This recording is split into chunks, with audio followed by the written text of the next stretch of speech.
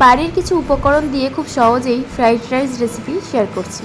তো সেটার জন্য প্রথমেই 500 গ্রাম বাসমতি চালকে আমি আধ ঘন্টার জন্য জলে ভিজিয়ে রেখেছিলাম। তারপরে হাঁড়িতে গরম জলে অল্প পরিমাণে নুন আর ভিনিগার দিয়ে সেই ভিজিয়ে রাখা চালটি দিয়ে বয়েল করে নেব। তারপর কড়াতে অল্প পরিমাণে ঘি দিয়ে কাজু কিশমিশগুলোকে ভেজে একটি পাত্রে তুলে রাখবো। সেই একই কড়াতেই আমি আবারও কিছুটা ঘি দিয়ে দেব এবং পাতলা করে কেটে রাখা গাজরগুলো দিয়ে দেব।